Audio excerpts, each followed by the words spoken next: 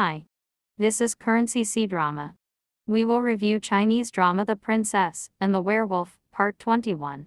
The old woman at home said that Lanauer was rescued by herself in the mountains 5 years ago. Now that she has found her relatives, she will naturally not force her to stay. But she also begged Su Deqing to obey Laner's own wishes. Su He fell off a cliff 5 years ago, and the memories of the past have been dusty in his mind. Right now, she is just Lanauer, a country girl who lives with her old mother, so she refuses to go back with Su Deqing. Su Deqing was not embarrassed either, and asked the old woman to take care of Su He for the time being. The day of the performance was held as scheduled, and everyone came one after another with invitations, all wanting to see the demeanor of the leader of the musical troupe.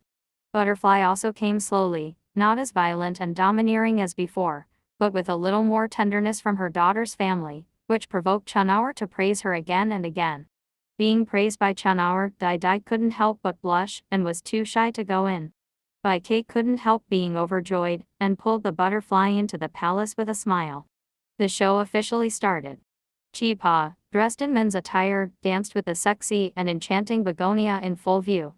The two danced gracefully and their limbs were agile, which made the people present couldn't help but praise them again and again. And Jing Muan at the side was already stunned, almost drooling. But the real target of the dance, Kui Mu Lang, seemed careless and just drank on his own. After the dance, Chi Pa hurriedly introduced He Tang to Kui Mu Lang, wanting to draw in his relationship with He Tang. But Kui Mu Lang didn't seem to see He Tang in his eyes. He went straight to Chi Pa and offered to dance with her. Chi Pa wanted to refuse, but before he could say anything, Kui Mu Lang grabbed him by the waist like trying to drive a duck to a shelf. When dancing with Kui Mu Lang, Chi Pa couldn't help thinking of Li Xiong in his mind.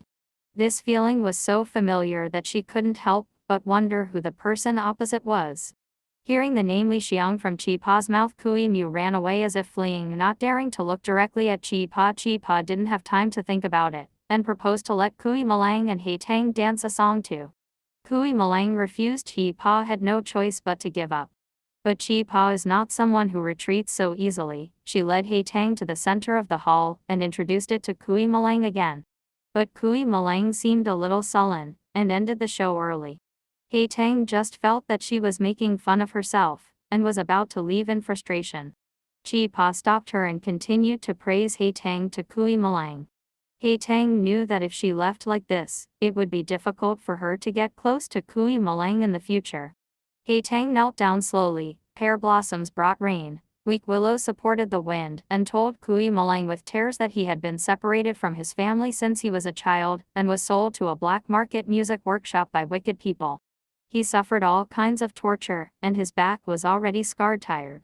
Chi Pa helped He Tang up, showing great sympathy, implying that Kui Mu Lang would keep her. In the end, Kui Mu Lang agreed to Chi Pa's request, but only agreed to let He Tang stay with Chi Pa. Chi Pa had no choice but to find another way, and no matter what, let the raw rice be cooked. It was night. She found an excuse to dismiss the guards at the door and let He Tang walk into Kui Mu Wolf's room alone. Kui Mu Lang was furious and grabbed He Tang's neck fiercely. He Tang continued to pretend to be weak and helpless to win Kui Mu Lang's sympathy. But Kui Mu Lang was really soft-hearted and let He Tang go. He Tang took advantage of the situation and fell on Kui Mu Lang's shoulder, intending to assassinate him quietly.